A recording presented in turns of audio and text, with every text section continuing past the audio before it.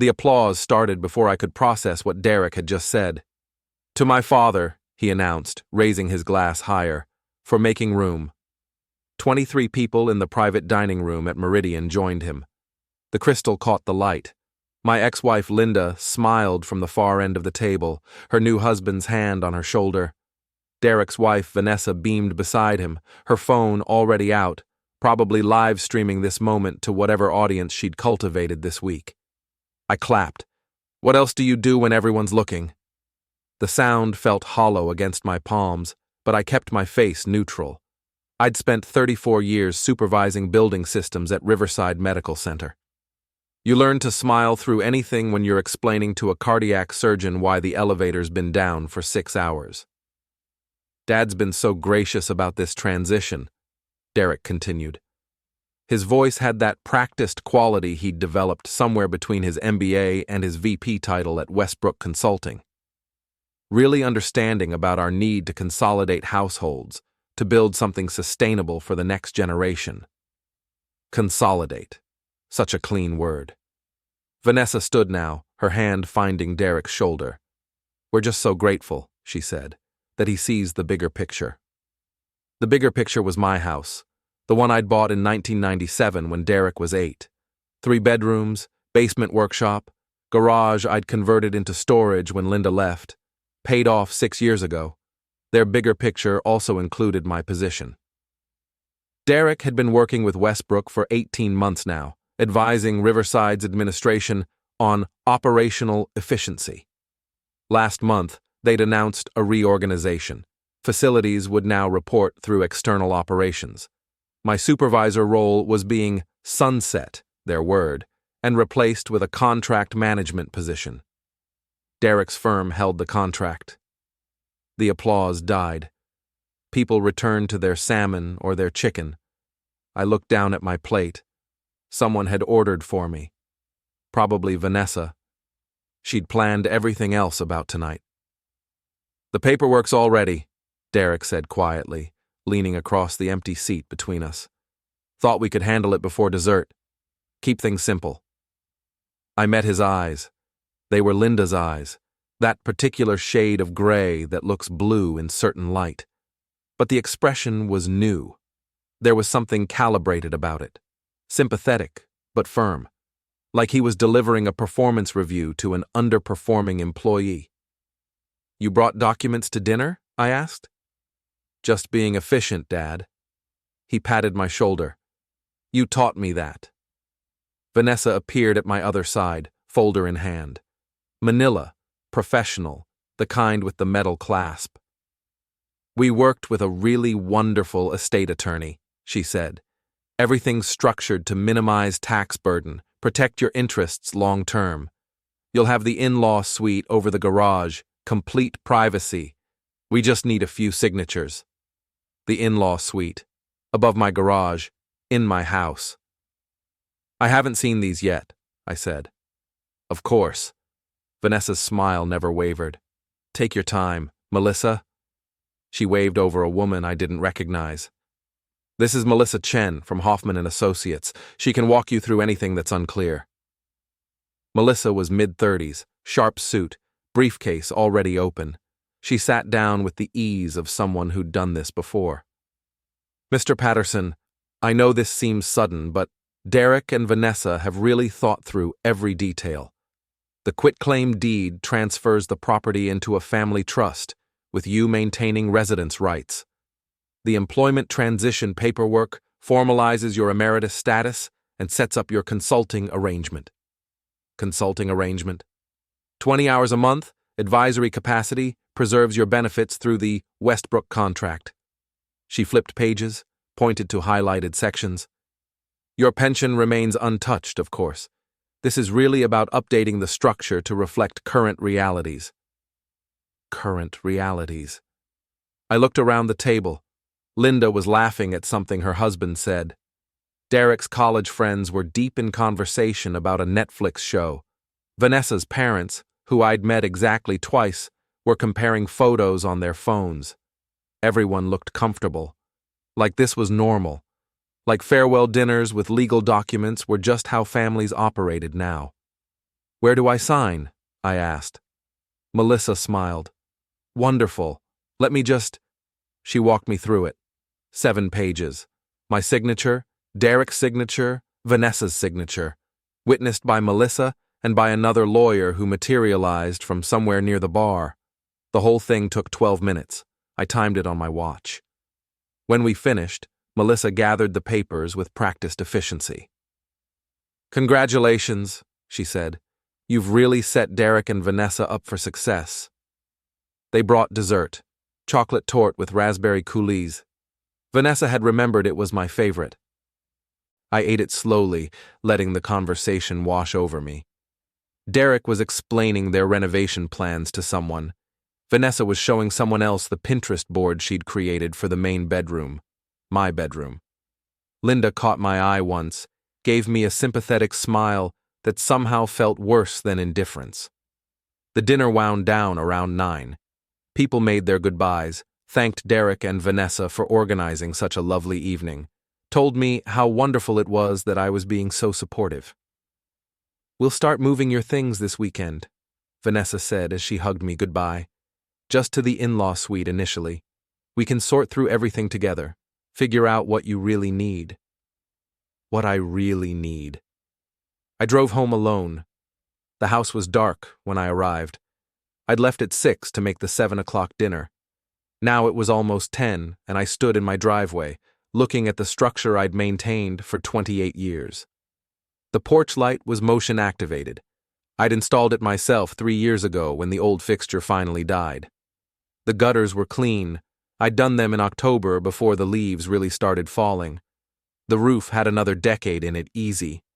I'd replaced it in 2019, gone with architectural shingles rated for 40 years.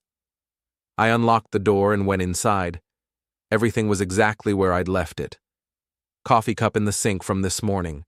Mail on the counter. Remote on the arm of the couch. My space, organized the way I liked it, shaped by 3 decades of daily habit. I walked through the rooms slowly. Living room, kitchen, bathroom, my bedroom, Derek's old room that I used for storage now, the spare room where I kept my desk and files, basement with the water heater and furnace I'd replaced in 2018, garage with my tools, my workbench, the shelving units I'd built to hold paint cans and seasonal decorations, and all the accumulated debris of a life lived in one place. In my bedroom, I opened the closet. My clothes hung in organized rows, work pants, casual pants, a few dress shirts for occasions like tonight, shoes on the floor, arranged by frequency of use. On the shelf above, boxes of old tax returns and insurance documents. I pulled down one box, opened it, found the original deed from 1997, my signature, Linda's signature. Purchase price, $174,000. I'd thought it was insane at the time. The mortgage had felt crushing, but I'd paid it. Every month. Through the lean years when Derek needed braces and Linda decided she needed to find herself. Through the divorce and the settlement. Through the years after when it was just me and the house and the understanding that this space was mine because I'd earned it. I put the deed back. Went to my desk in the spare room. Pulled up the documents Melissa had emailed me after dinner. For your records, her message said. I read through them carefully this time. The trust was structured beautifully. I had to admire that. Derek retained full control as trustee. I had residence rights, but no ownership stake. The employment transition terminated my supervisor role effective December 31st, 3 weeks from now, and replaced it with a month-to-month consulting arrangement that could be canceled with 30 days' notice by either party. Either party. But only one party controlled the trust that owned my house. I thought about the timeline. Derek had started at Westbrook 18 months ago. Riverside announced the reorganization 4 months ago. When had they started planning this? I opened my work email on my personal laptop, searched for communications from Derek, found one from September 15th, 3 months ago. Dad, wanted to give you a heads up that Westbrook is being brought in to consult on some facilities optimization. Totally routine stuff. Don't worry if you hear my name attached. I'm not on the Riverside account directly. Miss you, let's grab lunch soon. We never grabbed lunch. I searched for Vanessa, found emails going back 8 months, friendly check-ins, questions about the house. Was the roof in good shape? Any foundation issues? When was the last time I'd upgraded the kitchen? I'd answered honestly. Why wouldn't I? She was family. The plan had been in motion for a while. I sat back in my chair. The house was quiet around me. This was usually my favorite time. Late evening, everything settled, just me and the ambient hum of appliances and heating system. Peaceful. Tonight, it felt different. The silence had weight. My phone buzzed. Text from Derek. Thanks for being so cool about everything tonight. I know change is hard. We're going to make this work for everyone. Love you. I stared at the message, drafted 3 different responses, deleted them all, finally typed, "See you Saturday," sent it, put the phone face down on the desk. There was a box under my desk, old notebooks from jobs I'd worked before Riverside. I pulled it out, found one from 1989. My handwriting from 36 years ago looked different, looser, less efficient, but I recognized the mindset on those pages. Lists of equipment, maintenance schedules, notes on building systems I'd been learning inside and out. You don't survive in facilities without understanding how things connect. Every building is a network. Power, water, HVAC, data, security. Touch one system wrong, and 3 others react. The trick is knowing which pressure points matter. I'd spent 3 decades learning Riverside's pressure points. The building was my territory, 400,000 square feet across 2 towers and a connecting concourse. Built in phases, original structure from 1972, East Addition from 1989, West Tower from 2004, 16 elevators, 6 chillers, 2 boiler systems, backup generators that could run for 72 hours on the fuel reserves in the basement tanks. I knew where every shut-off valve was located. Every access panel, every override switch, every security camera blind spot, and every lock combination, and every door that stuck, and every ceiling tile that lifted for roof access. Derek knew consulting frameworks and PowerPoint decks. Vanessa knew Instagram aesthetics and whatever she'd learned in her interior design certificate program. Melissa knew contract law, but none of them knew buildings. I opened a new document on my laptop, started typing. At the top, I wrote, "Transition Plan." Then I started listing. Before we continue, hit the hype button, subscribe, and like the video to help the channel grow. Tell us which city you are from in the comments. We'd love to get to know our audience better. Saturday morning, Derek and Vanessa arrived at 8:30 with a U-Haul truck and 3 friends I vaguely recognized from the dinner. 2 guys named Josh and Marcus, 1 woman named Kelly. Everyone wore moving clothes, old t-shirts, jeans, sneakers that had seen better days. "We brought coffee," Vanessa announced, handing me a cup from the cardboard carrier. "And bagels. Thought we'd fuel up before diving in." The coffee was from that place on Morrison Street. Good coffee, expensive. She'd gotten my order right. Dark roast, no sugar, splash of cream. I took it. "Thanks." "So we were thinking," Derek said, pulling out his phone. "We'd start with the master bedroom, get your essentials moved into the in-law suite, then work through the restroom by room." Vanessa made a spreadsheet. Of course she did. Vanessa pulled up her tablet. "We color-coded everything. Green is what you'll need in the in-law suite. Clothes, toiletries, basic furniture. Yellow is storage items for the basement. Red is donation. We booked a truck from Hope Harbor for Wednesday to pick up the red items." "Efficient," I said. "I learned from the best." She smiled at me. That same practiced warmth from the dinner. "Want to walk us through your priorities?" We went upstairs to the master bedroom. My bed was a queen from 2007, nothing special but comfortable. Dresser from the same year, nightstands that Linda and I had bought at a yard sale in 1995, and I'd refinished. Closet full of my clothes and the boxes of documents I'd looked through Thursday night. The in-law suite has a smaller bedroom, Vanessa explained, so we were thinking maybe a full-size bed. There's a really great IKEA platform bed that would maximize space. I'll keep my bed, I said. A flicker of something crossed her face. It won't fit comfortably. We measured. Then we'll make it fit. Derek stepped in. Dad, let's be practical. The in-law suite is 400 square feet total. Your queen bed, your dresser, your nightstands, that's going to overwhelm the space. Vanessa's just trying to help you have a comfortable setup. I looked at him. Really looked. He'd grown his hair out slightly since last time I'd seen him. New glasses, thinner frames, more expensive looking. His posture was different too, straighter, the way people stand when they're used to being listened to. My bed, I repeated. My dresser, my nightstands. Vanessa's smile tightened a fraction. Of course. Your space, your choice. We'll make it work.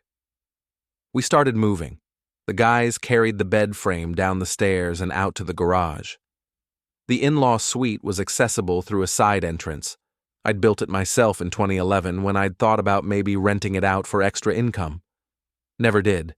Used it for storage instead. It took 3 trips to get the bed frame up the exterior stairs and through the door. The bedroom in the suite was maybe 12 by 12. They were right about the space. With my furniture, it was tight, but it was my furniture.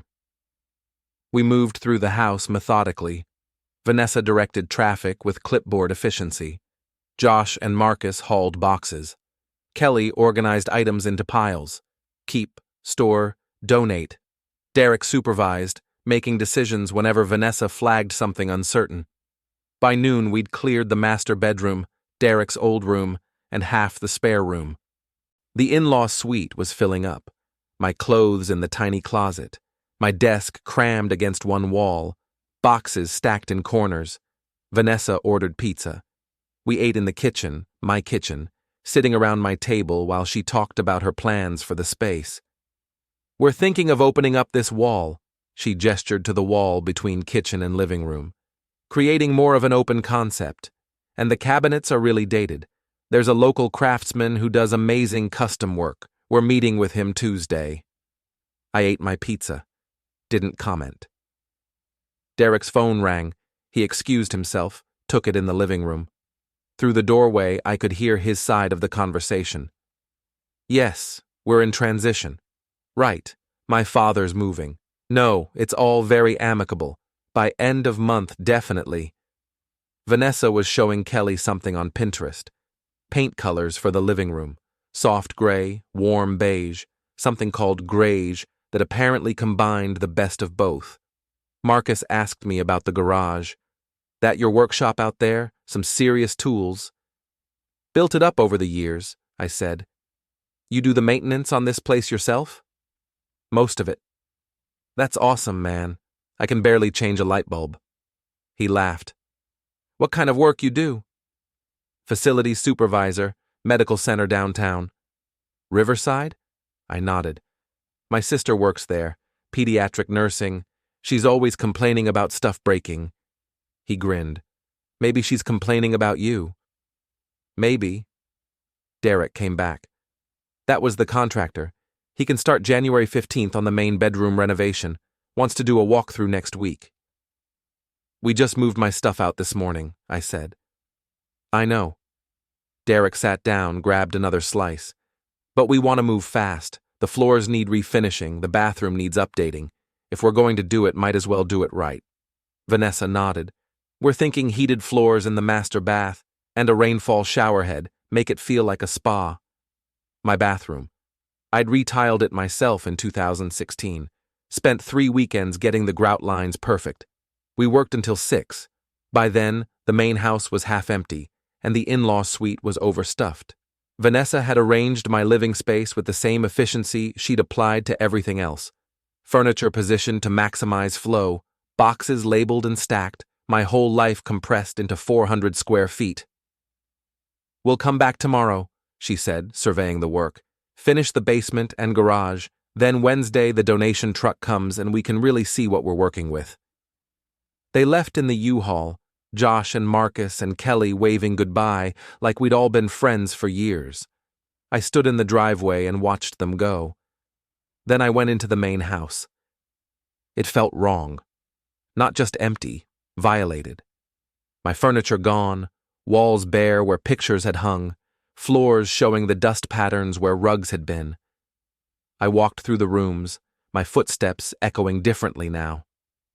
In the kitchen, I opened the drawer where I kept tools, screwdriver, hammer, measuring tape, still there. Vanessa's color-coded system hadn't extended to this drawer yet. I went down to the basement. This was territory they hadn't touched yet. My domain.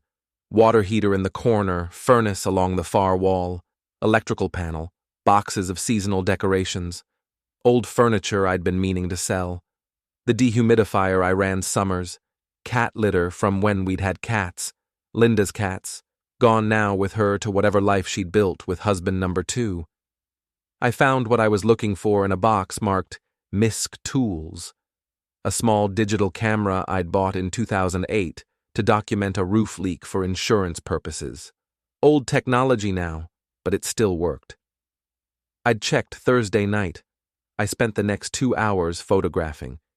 Every room, every angle, every detail of my house as it currently existed. The scratches on the hardwood floor in the hall where we'd dragged Derek's dresser when he moved out. The stain on the living room ceiling from when the upstairs bathroom had leaked in 2013. The crack in the basement wall that I'd been monitoring for years. Stable, not structural, just settling. Documentation. When I finished, I uploaded everything to a cloud storage account I'd created Thursday night. New email address, new password, nothing connected to my regular accounts. Then I went to the in-law suite, my new home. I sat on my bed, which did overwhelm the space. Vanessa had been right about that. And looked around. They'd tried to make it comfortable. My reading lamp on the nightstand, my books arranged on the shelf they'd installed, my clothes in the closet. But the walls were thin. I could hear traffic from the street. The space heater in the corner was cheap, the kind that cycles on and off with a click. The shower in the tiny bathroom had water pressure issues I'd never fixed, because I'd never used this bathroom regularly. I pulled out my laptop, opened the document I'd started Thursday night. The transition plan was growing. I'd sketched out timelines, key dates, decision trees. Now I started adding detail. January 15th, contractor starts bedroom renovation. January 31st, my employment transition complete.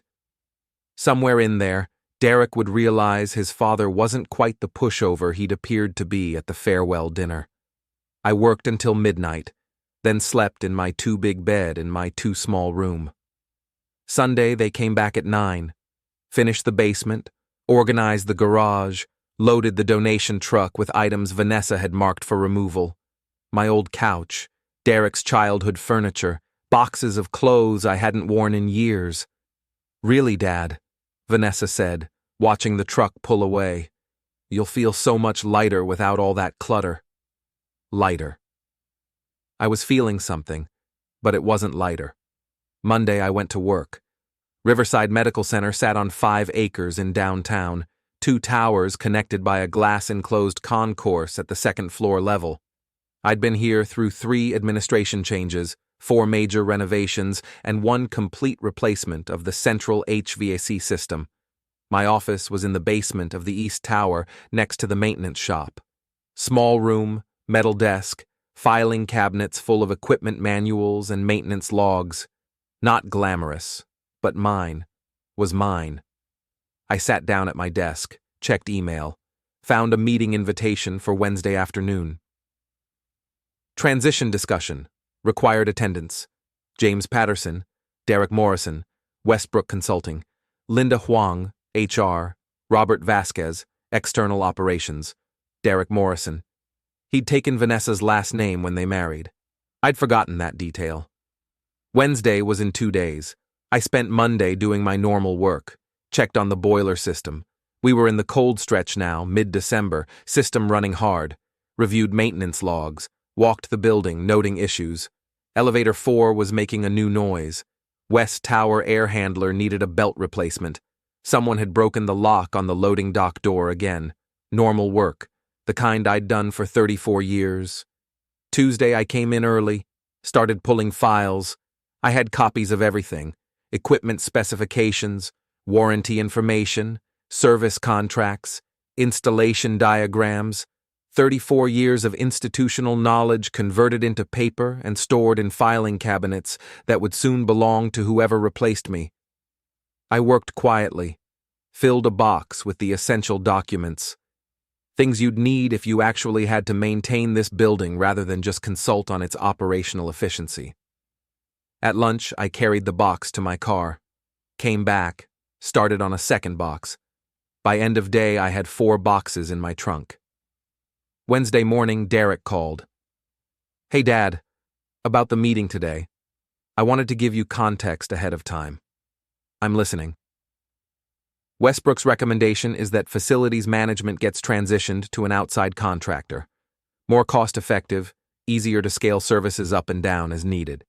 Your role specifically gets converted to a part-time advisory position, 20 hours a month, primarily focusing on institutional knowledge transfer." "Transfer to who?" "The contractor team. They'll need orientation to Riverside's specific systems.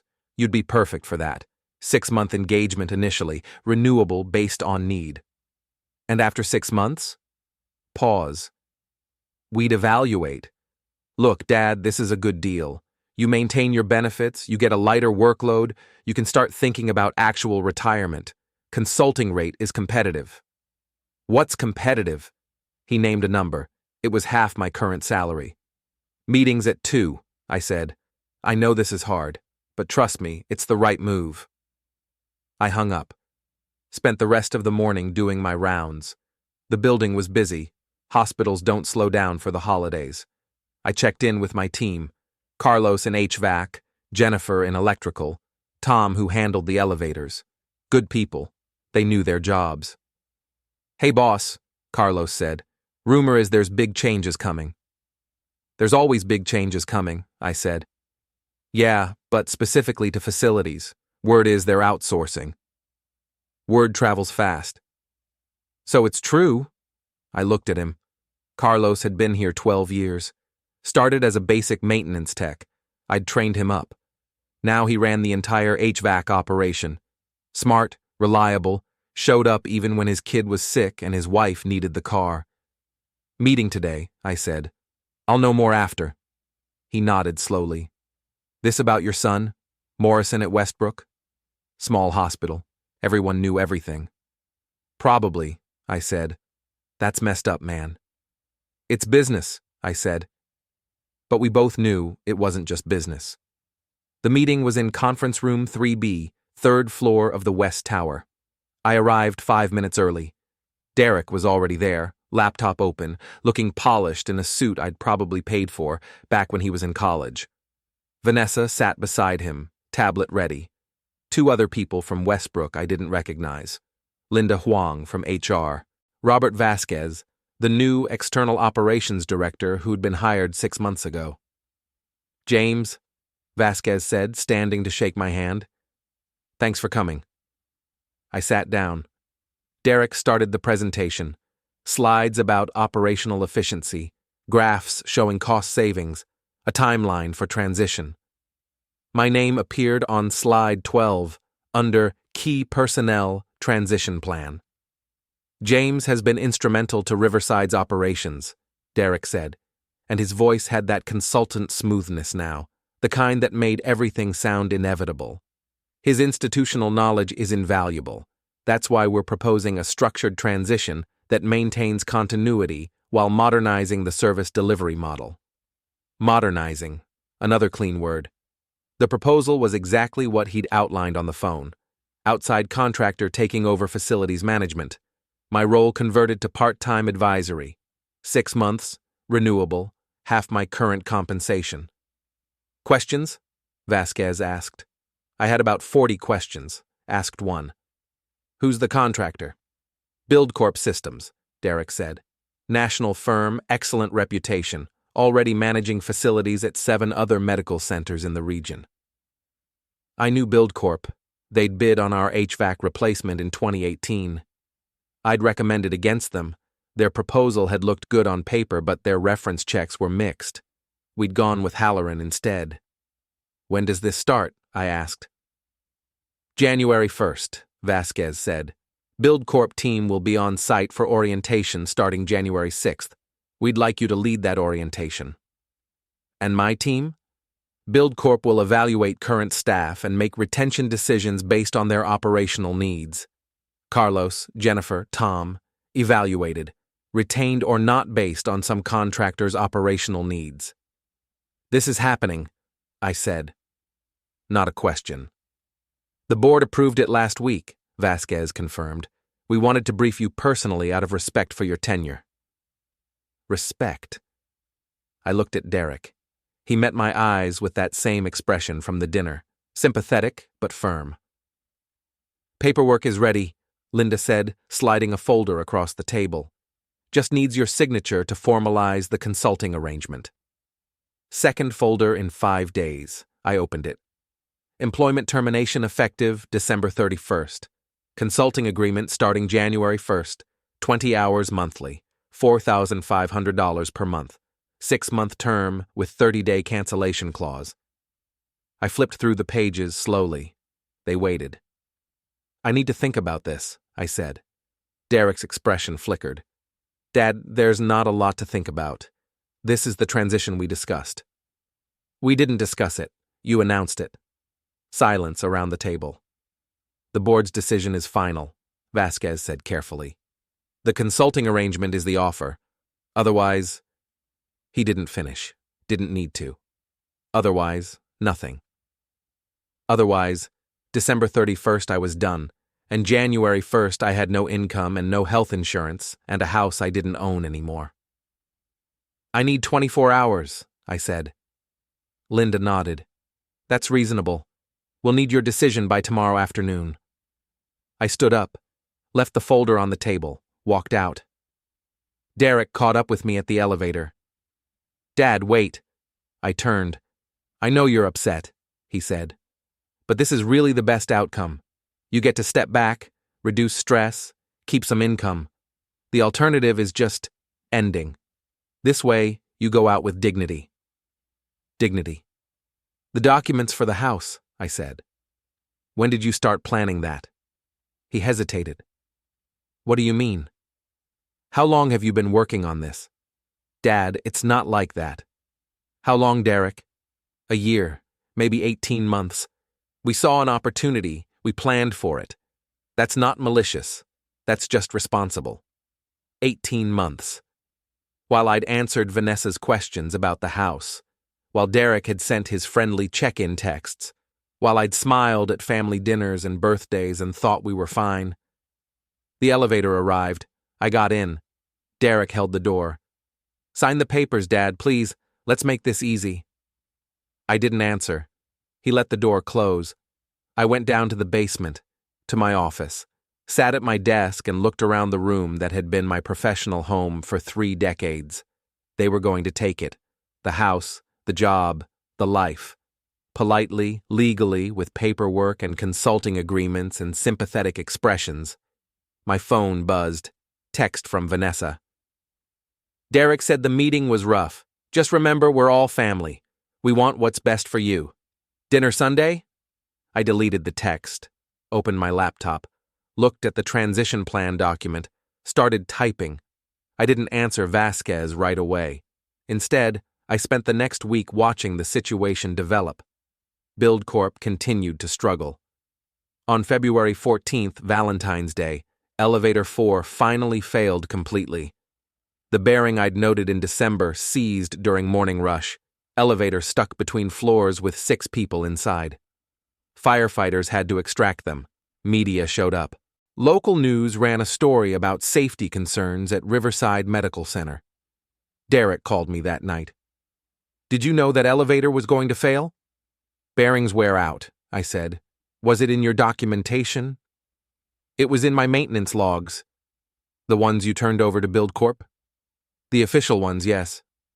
What about the unofficial ones? Derek, I gave BuildCorp everything they asked for. If they wanted more detailed historical maintenance data, they should have asked. This is making everyone look bad. Buildings fail sometimes. That's reality. It's making Westbrook look bad. It's making me look bad. Then maybe the BuildCorp model wasn't the right recommendation. Silence. Then, Vasquez called me. Said he talked to you about coming back full-time. He mentioned it. What did you say? That I'd think about it. Dad, if you go back to Riverside, it undermines everything we built. Everything you built. I didn't build anything. You dismantled what I built. That's not fair. You took my house. You took my job. You engineered a transition that benefited you and left me in a 400-square-foot suite with half my income. Don't talk to me about fair. He was quiet for a moment. I thought you were okay with this. You thought I was compliant. There's a difference. What do you want?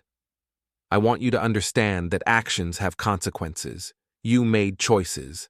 Now you're living with them. I hung up.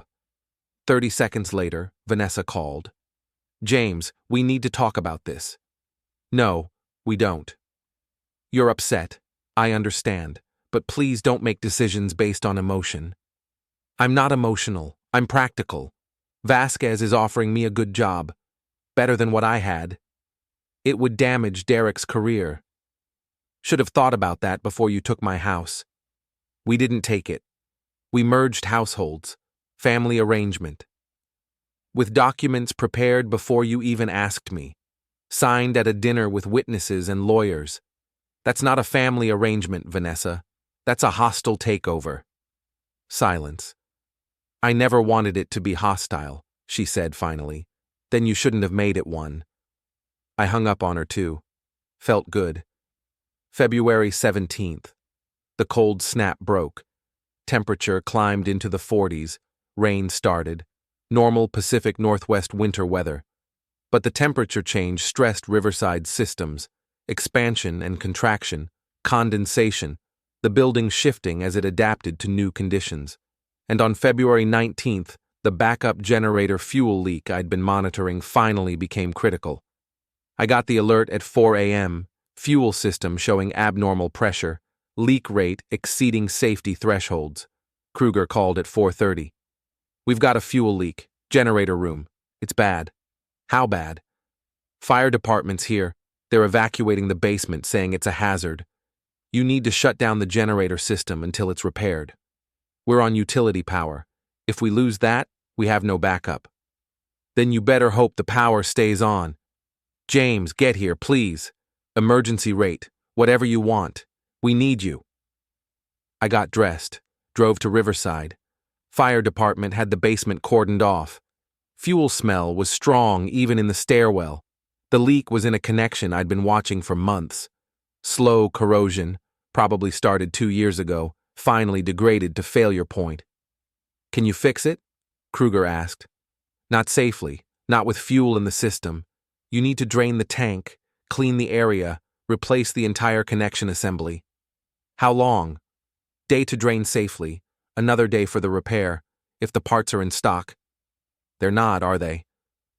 Probably not. He looked defeated. So we're without backup power for how long? 3 days minimum. Week more likely. The fire department confirmed my assessment. System had to be drained and repaired before it could be reactivated. Building would operate without backup power until then.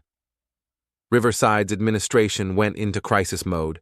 Emergency meetings, risk assessments, contingency planning. And February 21st, a windstorm hit. Pacific Northwest winter storm, nothing unusual, 50-mile-per-hour gusts, heavy rain, trees down across the region.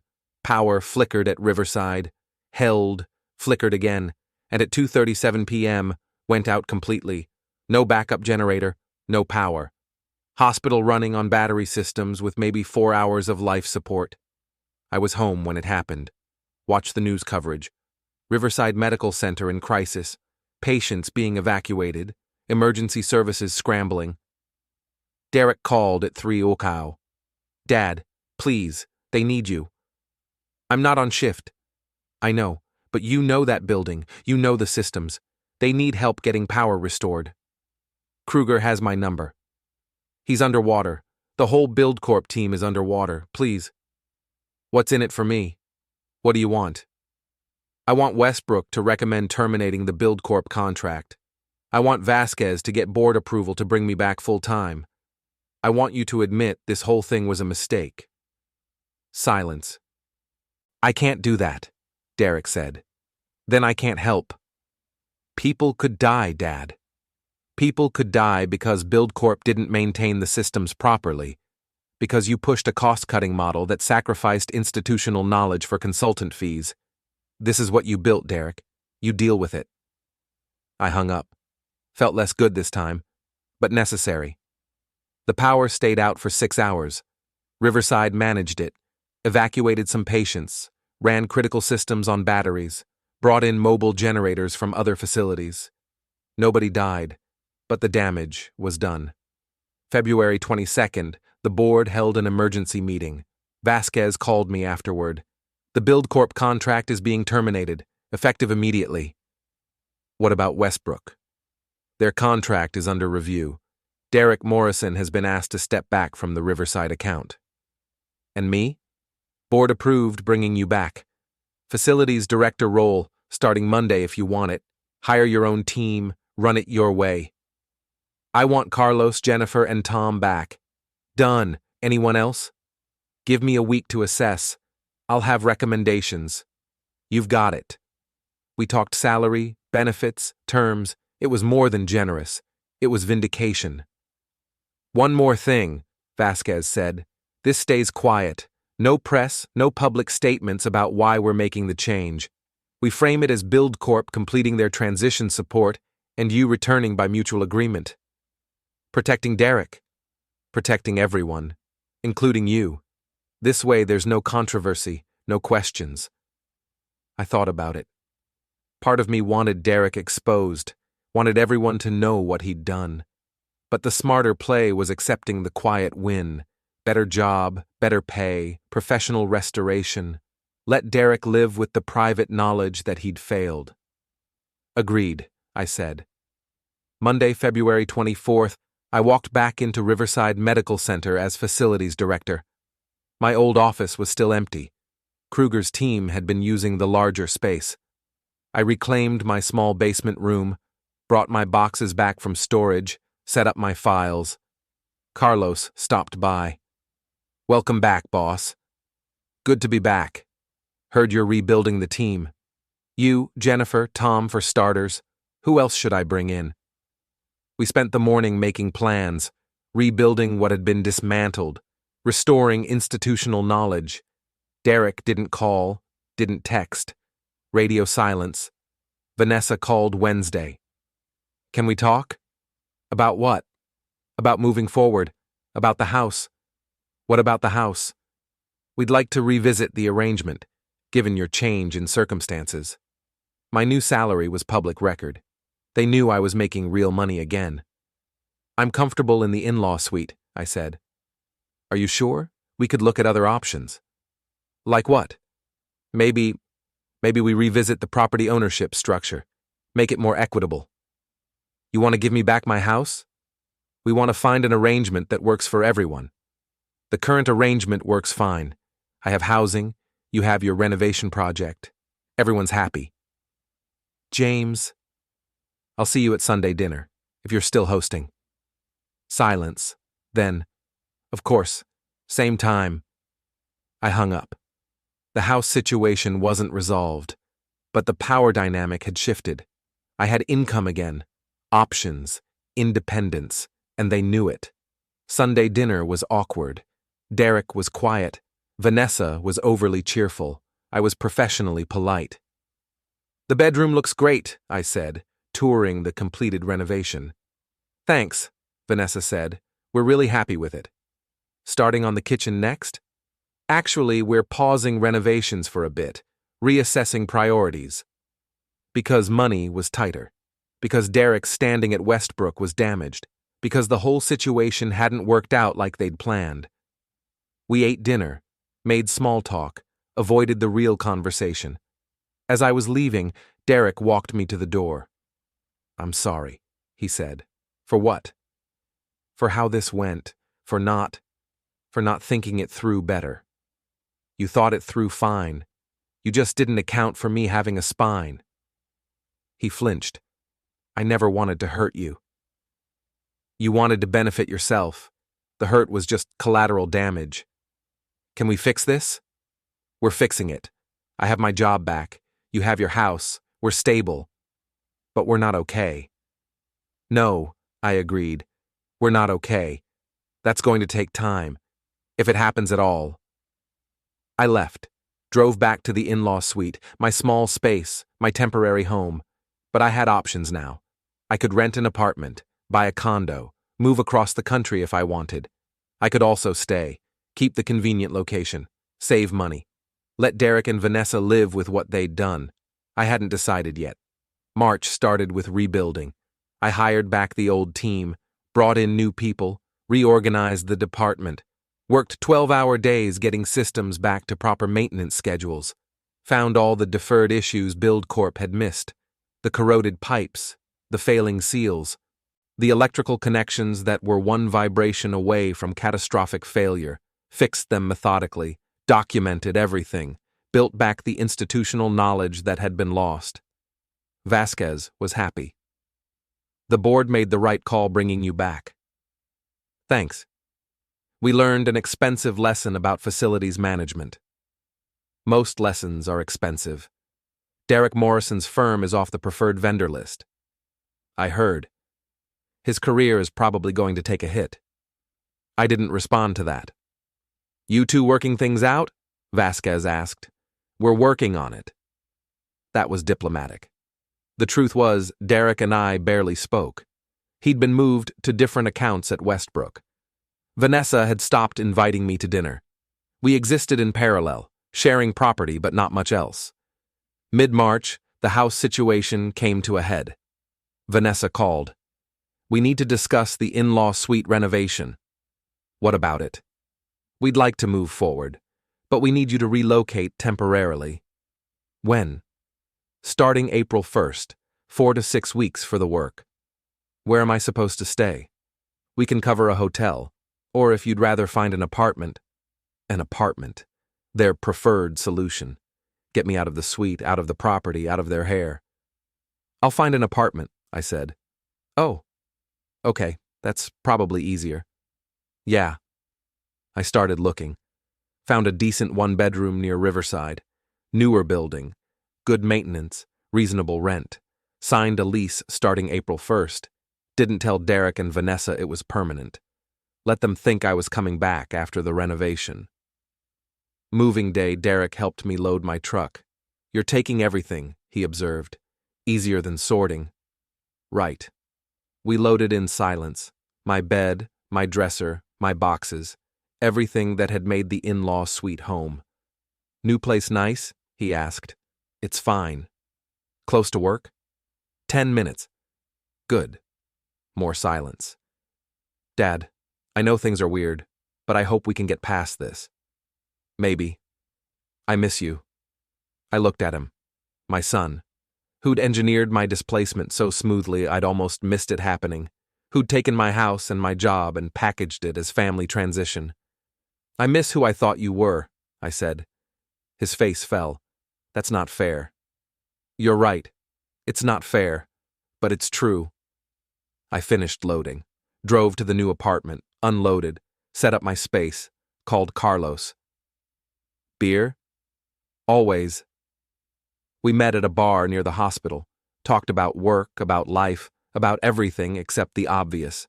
Finally, Carlos asked, "You going back to the suite after renovation?" "No. They know that?" "Not yet." "When you telling them?" "When they ask." He grinned. "That's cold, boss. That's practical. You happier now, with the job back, your own place?" I thought about it. "Getting there." "Good. You earned it." April passed. I settled into the apartment, into the restored job, into a routine that felt right. The suite renovation finished in late April.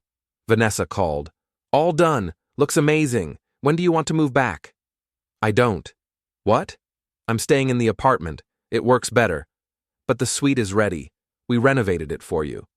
You renovated it for yourselves. I'm good where I am. James, we had an arrangement. We had an arrangement where I lived in my house and you lived somewhere else. Then we had an arrangement where I lived in the suite. Now we have an arrangement where I live in my apartment. Arrangements change. What about the trust? Your residence rights? What about them?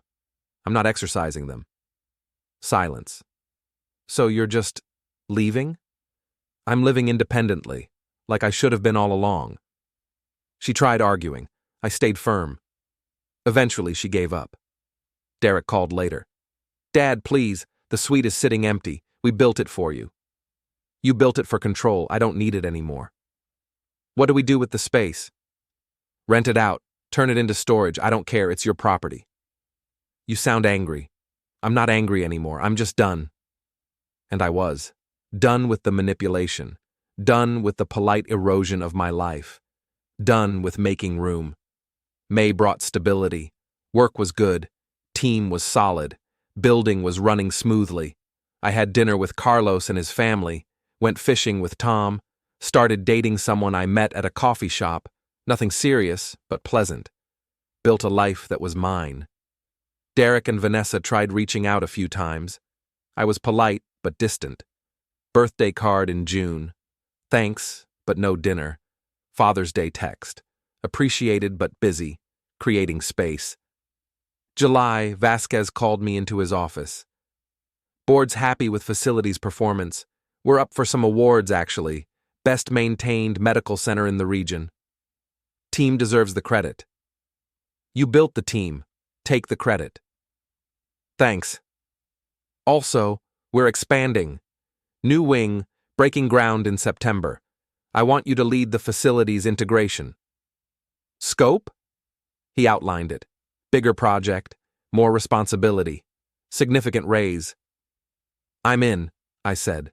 Walking out of his office, I passed through the lobby. Saw my reflection in the glass doors.